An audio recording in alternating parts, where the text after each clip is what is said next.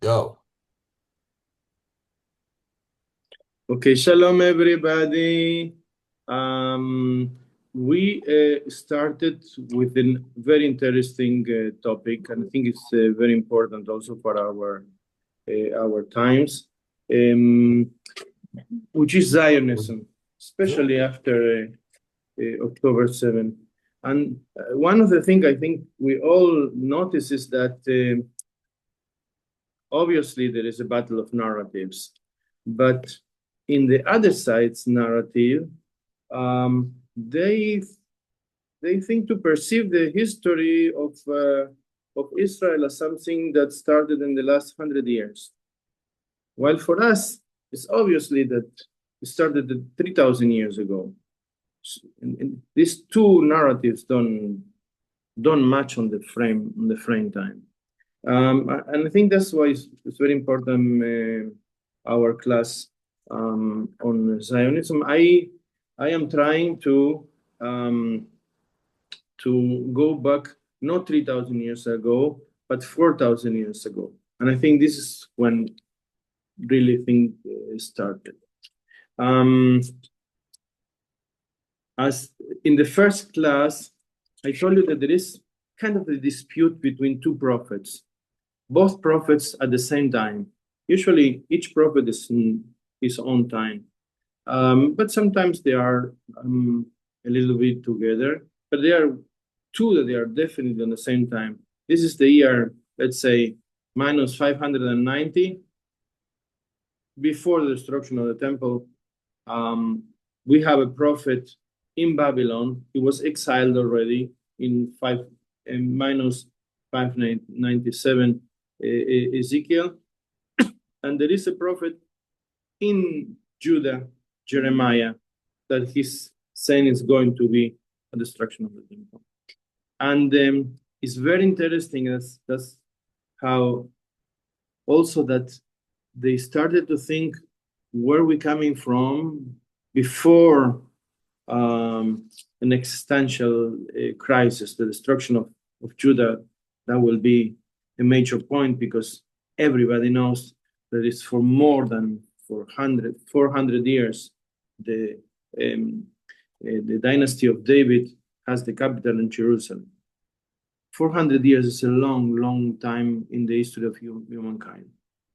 400 years, one dynasty is a lot. You can ask Michael, how many dynasties are father after son after father for more than 400 years? Is not so many in the history of humankind. And and Ezekiel says that how we started. The verse I said in Hebrew and in English, כה אמר אדוני לירושלים, מכורותייך ומולדתייך מארץ הכנעני, אביך האמורי ואימך החיתי. Your God says to Jerusalem, your origin and your birthland are the land of the Canaanites. Your father was an Amorite, Jerusalem. Your father was an Amorite, and your mother is a Hittite. And we started the first class. I'm going to do it like in 1 minute to remember. If you remember, the Hittite is where the Turkish is today. The Amorites is where Mesopotamia is. And it's very interesting that it doesn't mention Ezekiel, Egypt, while we left Egypt, right? So why Egypt is not part of the equation. And the land, this land in between the Hittites, the Mesopotamia, and Egypt is the land we call today the land of Israel. They used to call them in the Bible the land of Canaan. And we know from Egyptian sources that they also, the Egyptians called this land Kinanu, Kinanu, and most probably because they used to make the color purple that we have the talit. And the same idea is for the Phoenicians. The Greek call them the Phoenicians is the land of the blue, where they make the blue, because the Phoenicians and the Israelites and the Judahites and the Moabites and them, they are all Canaanites. They're all the same land. Today there is borders. There was no border. When Elijah goes to Lebanon, he just walk. I mean, he's walking and he continue walk. There is no division of the lands. And we said that the Canaanites have a language very, very, very close to the Amorites. Now, from the year minus, let's say, 2000, 4,000 years ago, the Amorites slowly conquer all Mesopotamia, and they make kingdoms. By the year minus 70, 60, 70, 80, there is two main kingdoms, one in Babylon and one in Mari, and they're both Amorites. And we know from the archives of Mari that they have prophets in Mari, and they call the prophets Nabu, like we called it Nabi. And not only that, we have a prophecy that the prophet say to the king of Mari, Zimrilin, this is minus 1760, the God make you to put you on the throne for you to make justice. If you're not going to make justice with the poor, with the widow, and the needy, you will not be enthroned anymore. The same kind of prophecies that the prophets of Israel. So the biblical traditions, the biblical narrative says that Abraham came from Mesopotamia, the land of the Amorites, and went to Canaan, the land of Canaan. So history, more or less, is compatible with the traditions of our fathers coming from them. But even more, I want to say, there is a mythos that is a myth that after the destruction of the temple, the land of Israel was abandoned. There was no more Jews. Never happened. In the last, at least 3,000 years, there were always Jews on the land of Israel. It was never happened. Let's say, for example, the Assyrian come and kill people, and some people is deported. Most of the majority of the people that lives in villages outside of the cities. You can deport them. You can destroy the city. You can destroy the temple. You can rule the country. But the people keep on living in the same place. There is no planes. There is no, I don't know, trains. Everybody stay in the same place. And the Jews stay in the land of Israel, even when the Romans destroyed the temple. So after this, what, the Jews left? No, the Jews keep on living in the same land. And we know because the Crusaders come and then they kill the Jews, and the Muslims come and they also kill the Jews, and it's all the time congregations. The Rambam, Yehuda Levi, says, I want to go to the land of Israel, and there are Jews in the year 1000 in the land of Israel. When the Ramban, the Nachmanides come to Israel, there is Jews. The Ramban is offered a position in Akko. There is a congregation in Akko for the Ramban in the 13th century. Where this congregation coming from? From air. And what, they disappeared? After the Rambam say, no, I'm going to Cairo to be the rabbi. When the people from Spain left after they were expelled, the Kabbalists, they come to Tzfat. What, there is no Jews in Tzfat, in Jerusalem, in Tiberia in the 15th century? Of course there is Jews. There's always Jews. There was a few years ago this DNA study that the Jews in Israel and the Ashkenazi Jews and the Palestinian, they all have a DNA that is similar to the Canaanites.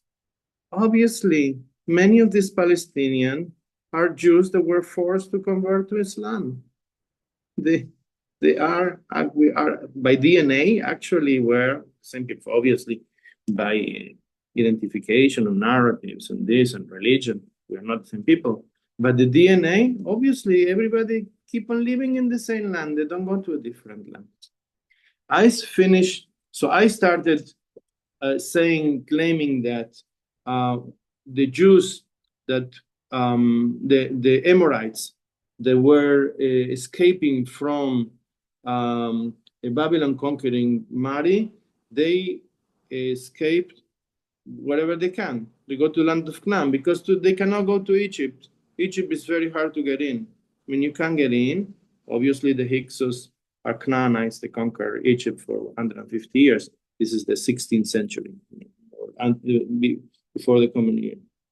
But this is the origins, according to Ezekiel, 2,600 years ago. Your father is an Amorite. It's very interesting to say that also the Hittites come. I grew up in Buenos Aires. Buenos Aires, Argentina is full of descendants of Spanish and Italians. Why Italians and Spanish go to Argentina? They cannot stay in Spain. They cannot stay in Italy. Why they go live there? Why people living in the United States are from Germany and England and other countries? They couldn't stay in their countries. These people always migrate. They're looking for a new future, for a better life. So it is very possible that also the Amorites go for a better life on the Canaan. I'm talking about 4,000 years ago, 3,500 years ago. And also the Hittites. They say, I don't like this new Hittite king. I'm going to look for a better life on the land of Canaan.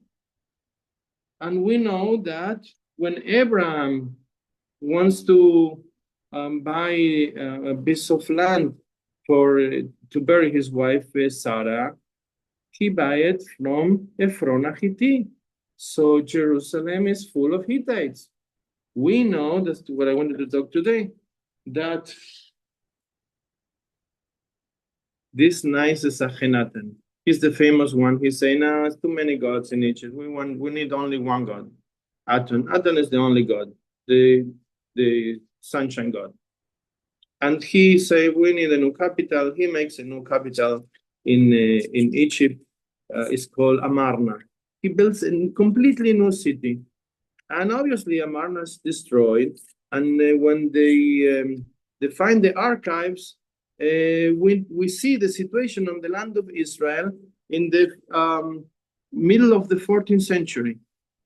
The king of Jerusalem, his name is Abdichepa. He's a Hittite. Does go perfectly with the tradition about Abram buying from Ephron, the Hittite, and it goes exactly what we see in the 14th century. The king of Jerusalem is a Hittite. And according to the tradition, they adopted the belief of the one God, that is the God of the Canaanites.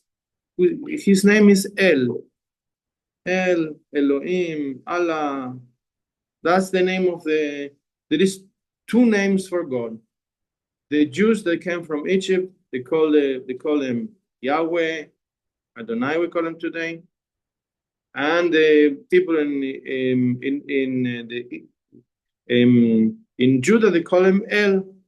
Eventually, when all of the Israelites, after the destruction of the kingdom of Israel, went to Judah, they convinced them that the real name is Yahweh, and that's why we have the name Yud-Heh-Vav-Heh until today. And these people from the Yahweh, they bring the tradition from the Exodus in Egypt. So we are now, and we know for sure that there is a people called Israel in the year 1205. In 1205, Mer-Neftach, this is the son of Ramses II, the greatest king of Egypt ever. His son, he make a campaign to Israel, destroying all of the cities, and he say, I destroy the people of Israel. Israel is laid waste. His seed is no more. Obviously, he's wrong because we are doing this class in Zoom. But he say, there is no more Israelites. There's no more Jews. I killed them all. And he put this big steel on the temple in Egypt. So before that, what happened in the 14th century? is that we know from hundreds of tablets discovered at Amarna that the kings, that they are vassals of the Egyptian empire, they begging for help because the Hapiru or Habiru are conquer them. And he begs, send me 100 soldiers. We have now. Who are these Habiru in the 14th century? Oh, it's a big discussion among the scholars. But obviously, if you have a little bit of common sense, Hapiru and Habiru sounds like what? Sounds like Hebrew. So these are the Hebrews. I mean, where are the Hebrews coming from? From nowhere? From somebody invented the denomination Hebrew? No, the Hapiru and the Habiru are the Hebrews that they are conquering the land, as we know after this in the book of Joshua. These are semi-nomads, people in the fringe of the society that we can see the description on the letters of the kings, so begging for help, that these Hapiru are trying to conquer the land and they don't have enough soldiers to protect them. So we don't have a video clip about Abraham. We don't have a video clip about Joshua. But we have definitely so many circumstance evidence, also archaeological and also epigraphic, to say that the biblical narrative is not a product of imagination. It's not 100% accurate too. There is nothing like this 100% accurate history. All history are narratives.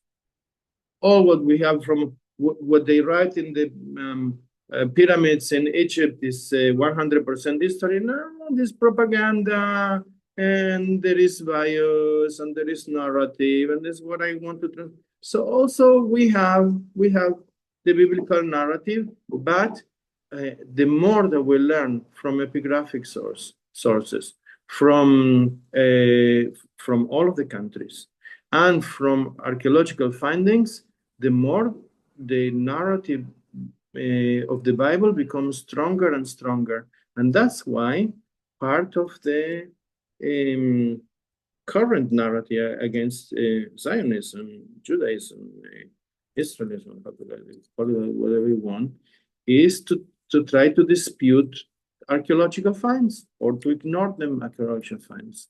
But we see more and more that I don't want to say the Bible is right, because obviously religiously the Bible is right.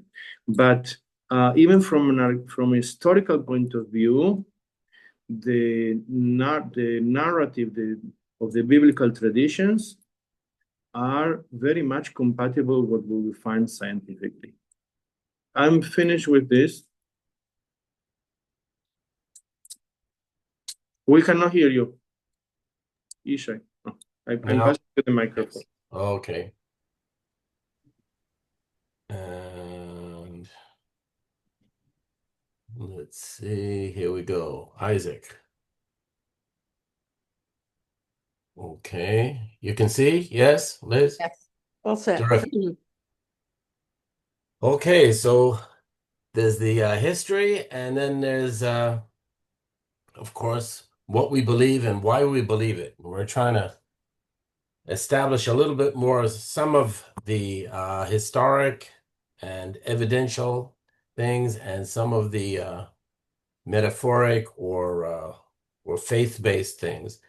And we've talked about Abraham for a couple of weeks, and today we're going to talk about Isaac, Yitzchak.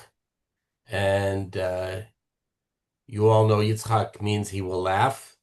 And I like pointing out, if you read the Bible closely, that first Abraham laughed and then Sarah, but God seems to come down on Sarah for having laughed.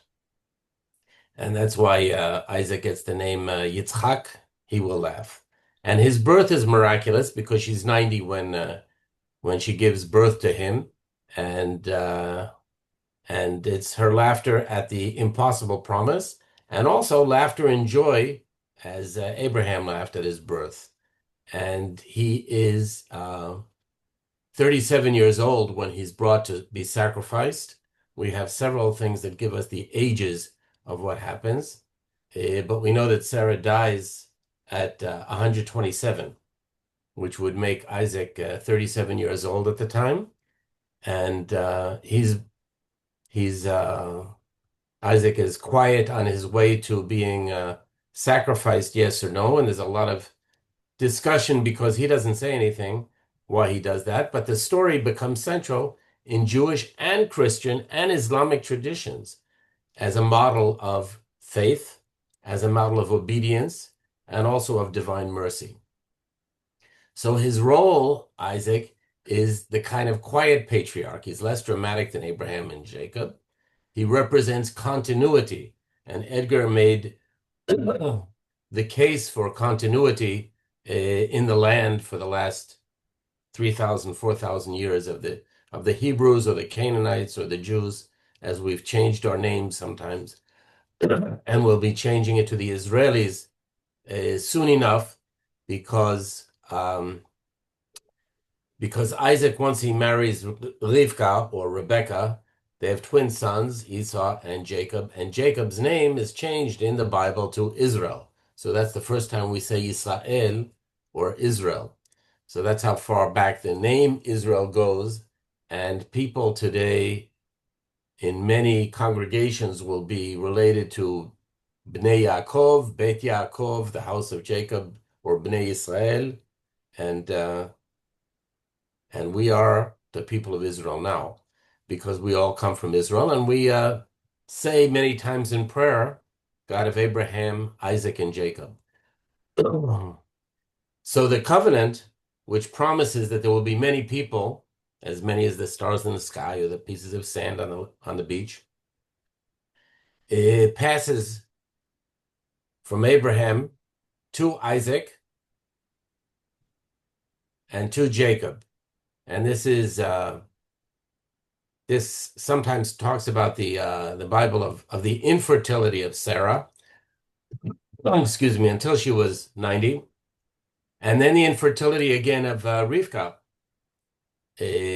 for quite a while, until Jacob intervenes and prays to God and becomes a father. He's 37 when the Akedah, when the sacrifice almost happens, 40 when he marries, and 60 when he has his first child with Rebecca. And that covenant, when he then has children and these twins, so those twins will be the ones to continue the covenant, the Brit, that we will have many, many people, the people of Israel in the land of Canaan.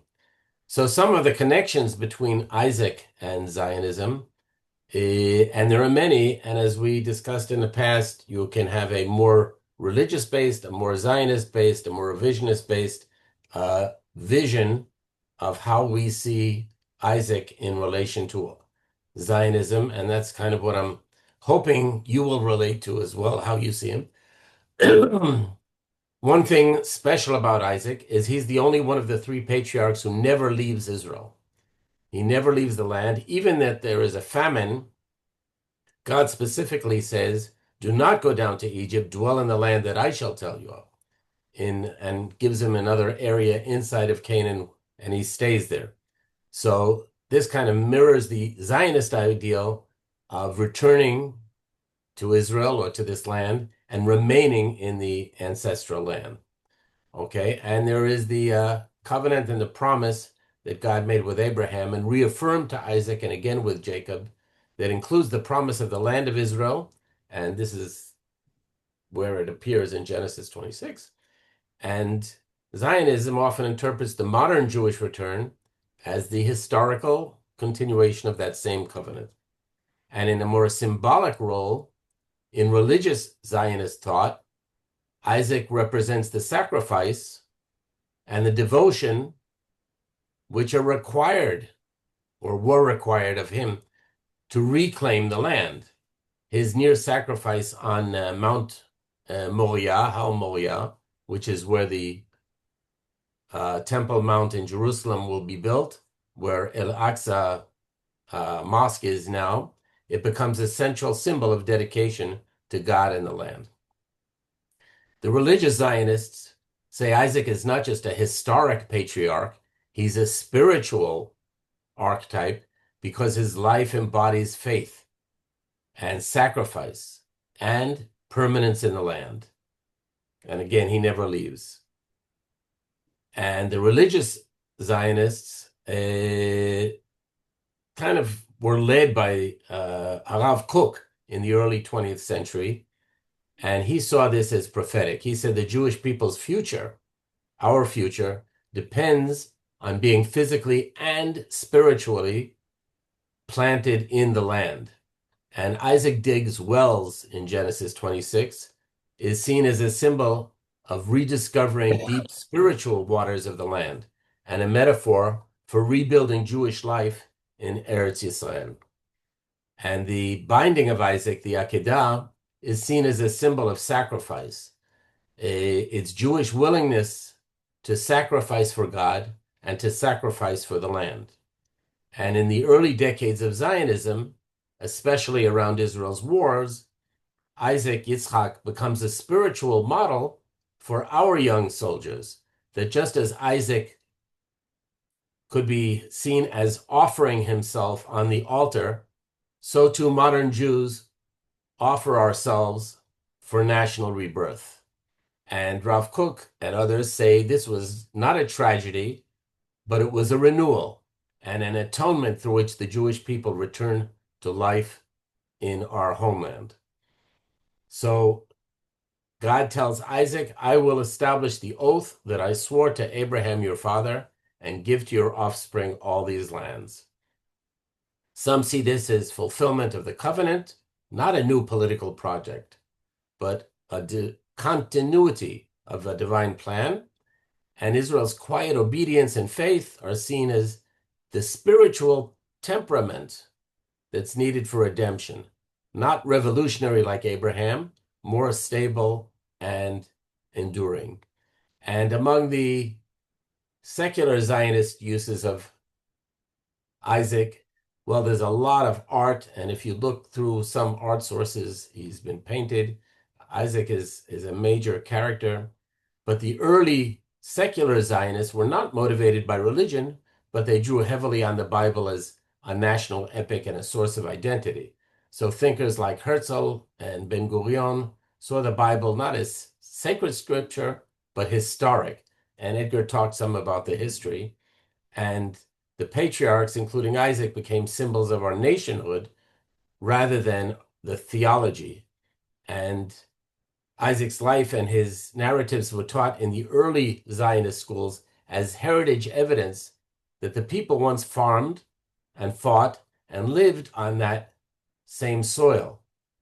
So the new Jew, the Israeli Jew, replaced the diaspora Jew, who was considered more bookish or exiled or passive, with a new Jew who was strong and agricultural and self-sufficient.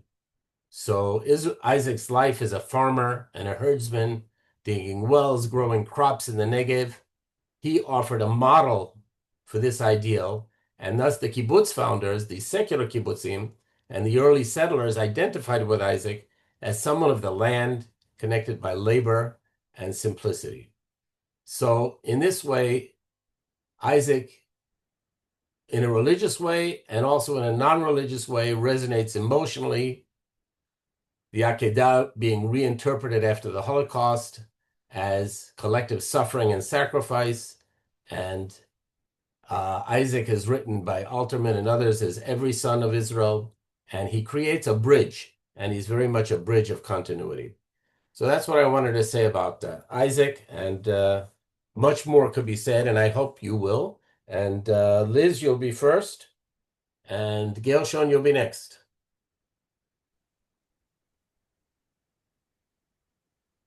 Just a second. Yep.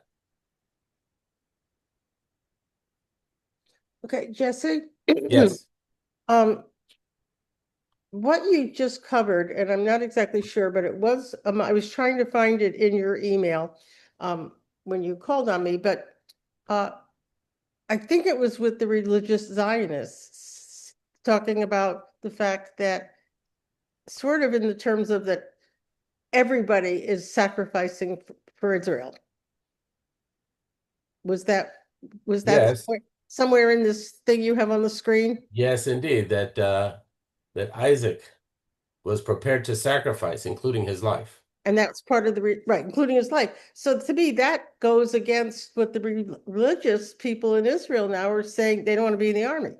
Whereas here, it's like saying that everybody, and it's I see it in the Torah, it says that everybody is held accountable in Israel, not just, and here, if it's part of the religious Zionism, they're going against what might be their belief. Good. Well, it's good you point that out. The Haredim believe that, and the religious Zionists who follow the Harav Kook, we would call them the knitted kippah Zionists, are considered and consider themselves orthodox and very much according to the values that I said. The Haredim, what they're prepared to do to sacrifice for Israel is to pray. That's their sacrifice, is that they dedicate their entire lives and in modesty, Right. humbleness, They dedicate their poverty, but they're not willing to give their lives. right. They dedicate their entire life except for their life. Yes, that's right. That is a point of major contention right now. Yeah. But we're learning to live with that somehow. Okay. Who's next? Gershon and Sibi, you're going to be right after. If you've got something, we'd be happy to hear. Very happy to see you in any case. Gershon? Oh, just excuse me if I cough in the middle. I'm at the end of a cold, so that part hasn't gone away yet. But yeah, out of all this, a lot of the part that struck me most was the staying in the land part, and this again struck me because of the contrast we've seen over the last couple of years, where the war breaks out and tens of thousands of Israelis around the world buy plane tickets back to Israel, and not too many other people go to the war zone. And yet at the same time, there were some people I knew here who quickly bought tickets the other way, and some for better reason, some for less. And just to talk about one person in particular with no name attached, I don't think anybody here would know them, but left early in the war, came back when things seemed to quiet down, and then left again when things got hot again, and constantly talked about when they would come back home to Israel. And I was so struck by this. I mean, normally I think of when people have problems, they go home. And somehow this person's picture of home is where they would live when it was not such a big deal to be here. When it was a big deal, when we were all trying to be together in the effort, the person leaves. And I have trouble with that kind of thinking. I like Isaac's example of being here when times are rough. Well, that's a very good point. And what you're saying reminds me of that very important word, homeland. And people all over the world consider, Jews all over the world consider Israel properly and correctly to be our homeland and their homeland, whether they're here or not. And yes, a homeland is really really important whether you're there at the time or not. So that's a great point. Sibi, can you unmute and would you speak up? I don't see Sibi. It says it only says Zoom user, but I sure Oh, see her. I thought that was, I But thought you're that was, muted. I It's in thought your that was, right lower corner, Sib. I thought that was Noga, but she's on your other account. Yeah, she's got my phone. She also had trouble getting on. Sibby, on the right lower part of your screen, it says audio, and that's where you can speak. Not successful. Here you go. Did you unmute me? Thank you. I don't, Yes.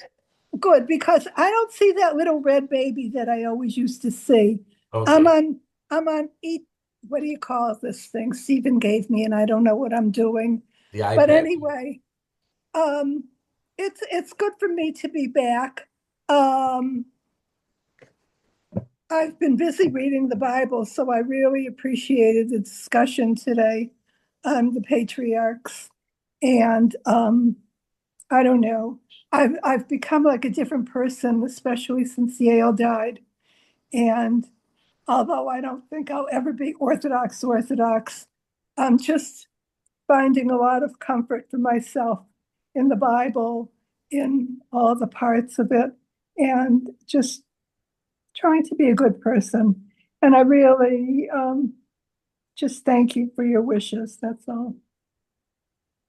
Well, very happy to have you back. And we have mentioned Yale a number of times. He participated actively back when he could. And Yeah, thank you. of We course, had you him miss him, and home we all on. do. He was a great guy, and you're a great person. So it's great to I have was you very too. thankful he was able to be Yes. home. He had home hospice, and Yes. Well, we're glad that the Bible is providing or helping you with comfort. And I think as we go back and look at it in terms of our Zionism, it is giving some comfort to pretty much everyone who's studying Bible and thinking about our Zionism. So that's beautiful. Fran, can you unmute yourself? Yeah. And Okay. as soon as you're done, we're going to get Flores up. Well, when you were talking about Isaac and Isaac's willingness to be sacrificed, people, I know I've heard lectures where he was talked about as if he was kind of like, a little bit of, a wuss, you know, and I'm not sure that's true. I think that he maybe knew what was going on and maybe had faith, and considered this an important thing to do. And it just, when we were talking about it now, that Nathan Altman poem popped up, the silver platter. Hmm. This idea about Jews being willing to give themselves for the sake of Zion, for the sake of the land. And also it's and this has been implied by the conversation where God says, don't go to Egypt, stay here, stay in the land that I show you. And we've had this urge as a people since the early Zionist movement to improve the land. It was not ideal. It would have been easier to go down to Egypt or anywhere else. There was no water. The land was rocky. There was no food. People died from malaria and other things. And they just stayed, and made it this beautiful, flowering, rich place. And I think that that's also, although it isn't said, it's implied that he should stay in the land, that he should work the land and make it a land that people will want to stay in. Well, that's great, and very much so. Just as we found ways to water the desert, Isaac found ways, Yeah, the and wells. Yeah. he's said to have dug wells. Oh, That's how he made the desert flourish way back then. And of course, now it's done with salt water. I just love the idea that tomatoes grow on salt water, and when they do, they're sweeter than tomatoes that grew on fresh water.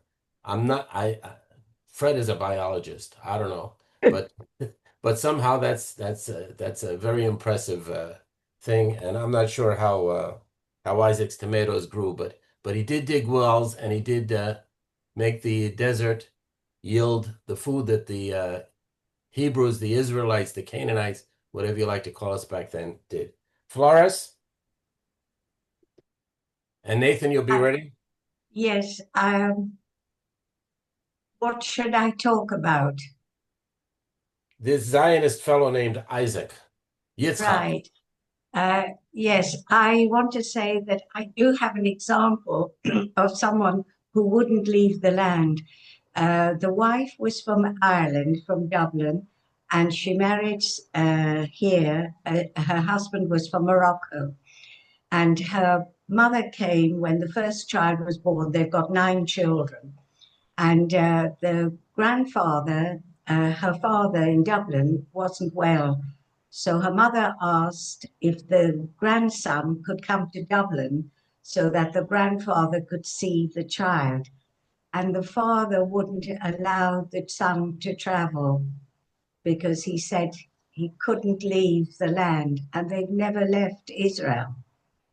And I was heartbroken when I heard this story. But um, one sees it how situations are, and someone would say, "Oh, that's so terrible with the father and all that," but that's how it was. He just wouldn't allow it, and they have never left the land. They've got 9 children, all lovely, all beautiful, and all giving up everything to be here. So Mhm. I think the Al-Qaeda was really seen in many ways, and religious Zionism soldiers are one of the highest percentage of dead. I know that from my grandchildren who keep visiting the wives of the dead soldiers or parents. It's absolutely tragic when you see it on an individual level. When you read about it, it's just something, but it's really heartbreaking. They are the highest percentage of soldiers that are dying, both in the Air Force and in Gaza and in Lebanon still.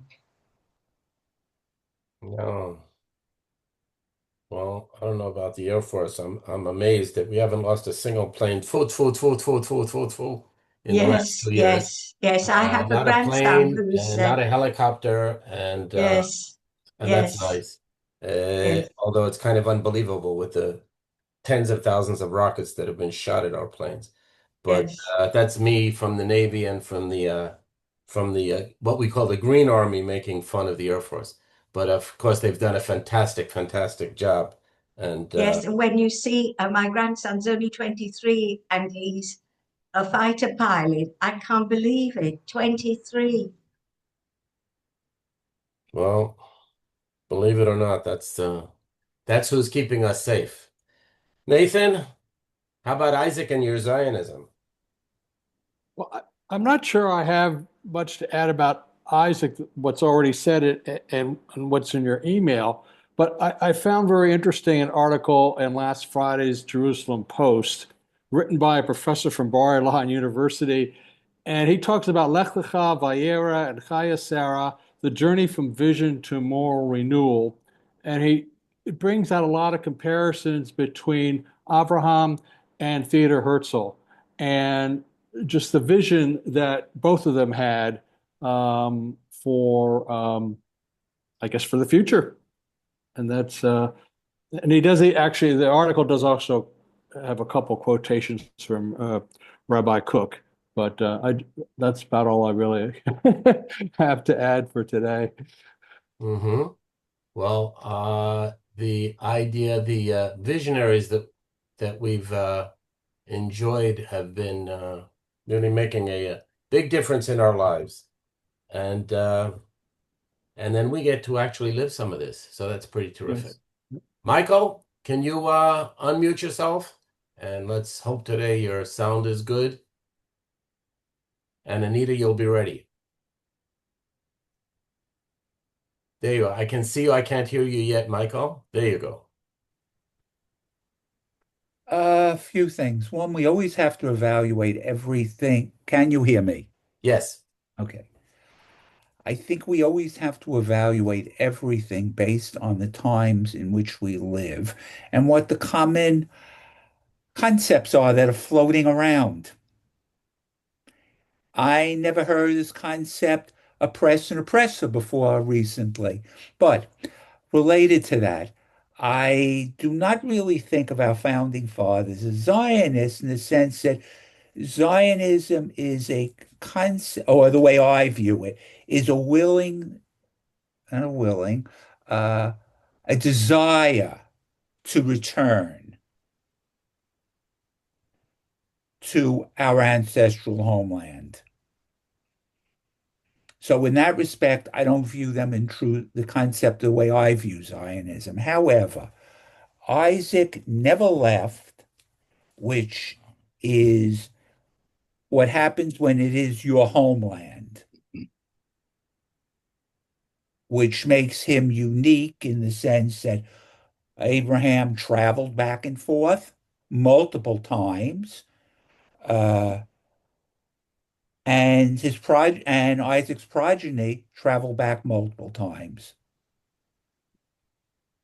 Isaac? His progeny, Yes. that's why I said progeny. Yes. They travel back, they go to Egypt, they come back, then they go back again. So it's the way we evaluate things based on the way we view things at that time doesn't mean that another generation will look at it the same way. But a lot of the traditions and the stories are found elsewhere. The wanderings of people, we see that in Egyptian tomb paintings.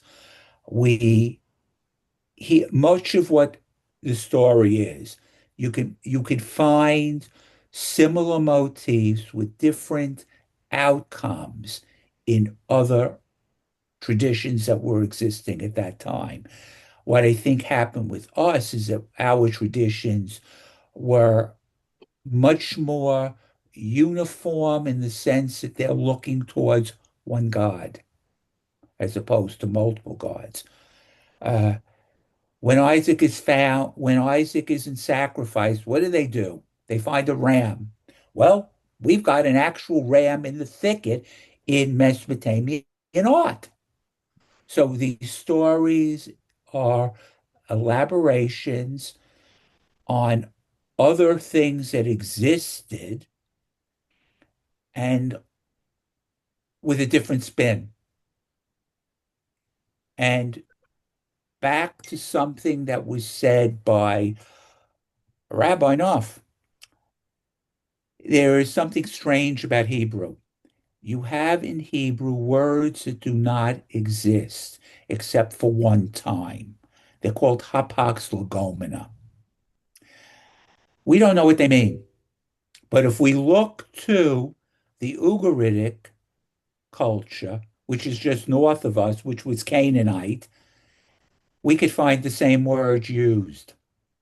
And therefore we understand the meaning of it. And it's the same thing in their tradition. There are times that they use the word once. We don't know what it means from their language, but when we look in Hebrew, when we find the same exact word, we know what it meant. Our language and our traditions are built on and based on other cultures. Their God was called El, and they hyphenated names. So that's how you get Elohim. And that was it. Oh, great. I like your point about Zionism that it's a, if I quote you, a desire to return to our land. I would also propose that it's considered an ideal. It's Okay. considered an ideal to return to the land. Ideal in the sense that not everyone can, maybe not everyone even wants to or chooses to, but they make it, they hold it up as an ideal. And certainly there are words like that, and there are a lot of words in Hebrew that we don't have a better explanation than to look at other languages that have the parallel, because Oh, cultures mix, and everyone has been marrying out since, of course, before Moses, who marries a Cushite woman, perhaps Ethiopian or perhaps Midianite, and uh, and people bring their words and their languages because some things are just really hard to translate. but But those are really good points. there was always a desire. to Yes. return to the land. And in some cases, it was just travelers that Well, I wanted don't know if to any see. other people has had such an amazing return and reestablishing a country. But But we're we'll the get into only that when we people get that have into the survived. to the reestablishment of Israel. But that's going to take we're going to have a few people between Isaac and Herzl. But we're the only people that have survived through countless centuries. That's Most, how we see I ourselves. mean, the example is simply uh, the Assyrians used to exile people to their country. Reason? Get them away from their land, get them away from their gods. They'll be absorbed. We didn't. That was what makes us unique. I like to pass this on Anita, and then going to go to the Bronx. Okay, I've read over your comments several times, and the theme that struck me and has always struck me is the land. So I want to give three examples, all related to children at different ages. Um, my grandson, who will be 6 years old in January, is totally engaged in the land, totally. Mm-hmm. It's a garden, he plants, he runs barefoot all the time, which is very common in their community.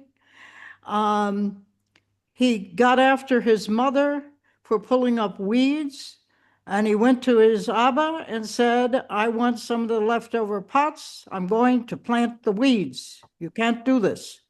This is the land. And so we did it. Now, in the last 6 weeks, they have discovered that in the morning, early morning, he is opening the Trasim, going outside, sitting on a wall, and singing. Some neighbors have come by and said, who is that little boy singing? And he's engaged in the land. He has his own garden. Yes. A second example is a fast forward to teen years. 5 years ago, I was helping with English language in the Ort School here in Netanya. And one day I had 4 kids come in. They were all 13. And we were supposed to speak in English only, no Hebrew. And the little boy comes in and he's clearly upset. I let them choose the topics. And he said, Anita, do you know that we are surrounded by enemies, our land? And I kind of stopped because I was kind of surprised by the statement. And then he said, they're burning our land. And he said it with a voice of an adult that was crushed. And this was a time when we were getting the balloons that caught Mm-hmm. fire in the South, okay? And, Yes. and he was very, very disturbed, okay? That boy now, I'm sure, is in the Army. I hope he's safe, but he Yes. would have gone into the Army already. The third example, my son-in-law, who was 65 and still in reserves, told me some months ago, he said he's done a lot with training with the Army and other kinds of things.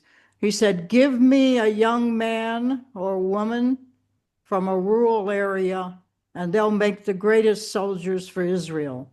The ones who grow up in the city, very, very difficult. They don't appreciate the land. They don't understand the land. They don't understand looking at the stars at night.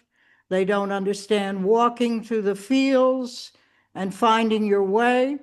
He said, those are the skills we need for our soldiers. And he says it's very, very difficult to teach that. And he said, I even have trouble describing it to you, but we all know this is very, very important.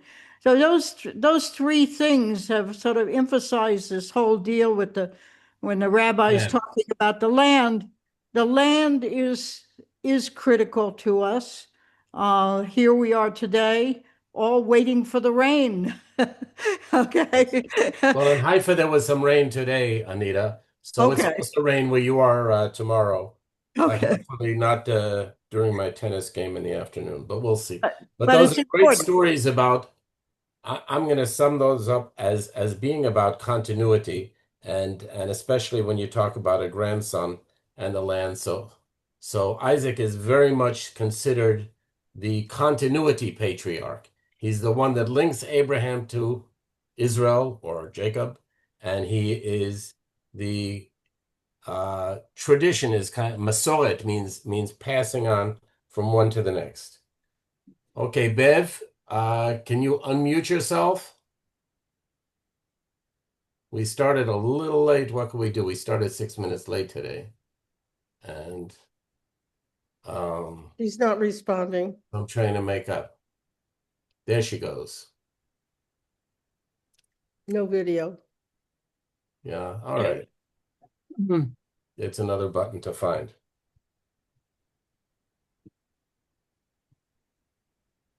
No. I don't see any other buttons. You don't have to see buttons. We can hear you. Okay. Um, I think this is all very interesting because I never thought in these ways before. I think I somehow thought that Isaac was uh, not much of a character and couldn't figure out how come he's one of the patriarchs. But I could see now why he is, and that he is a model for the soldiers today. And of course, the soldiers today are just beyond words with their uh, patriotism, dedication to the country, and and pride that everyone has. Some apparently overdo it, but for the most part, uh, the soldiers are just exemplary people. And so I see Isaac as a model. Um, and um, and I'm glad that we're studying him, and there's like a new appreciation of him. Kind of, we skipped over. I skipped over him, but now I have a good appreciation of him, and I thank you for that. Well, you make a great point of the importance of revisiting these stories and revisiting sometimes getting other people's perspectives. And Yes, when we revisit every decade, we're in a different stage in life. There's a different context, as Michael Nurek was pointing out. And so we see things from a different angle. Ted, are you there? Can we hear you? Yes, it was very difficult for me to hear for a variety of reasons, including the fact that there's construction going on in our living room.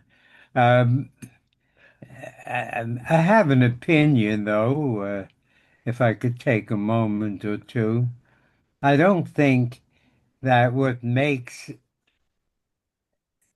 Isaac or what made him a Zionist is simply because he was born on the land, lived on the land, and never left the land. It could be considered a criteria, but not for me. When I hear and know of Israelis who teach there, live there, and they deny the legitimacy of Israel, I say just being born, living, or making aliyah, or for whatever reason someone lives in Israel, doesn't automatically make them a Zionist. You have to love the land, work for the land, appreciate the land for all of the variety of reasons that other classmates express. I'll give you a specific example. I heard Prime Minister, I didn't hear of him speak, but I heard him speak on a uh, television broadcast here in the United States, saying that Israel was committing genocide. Is he does he consider himself a Zionist? There was a Hebrew professor uh, who had what might be considered the qualifications being a Zionist, and he gets on. He's teaching one of the universities here, and in the next program, the following week, he accuses Israel of genocide.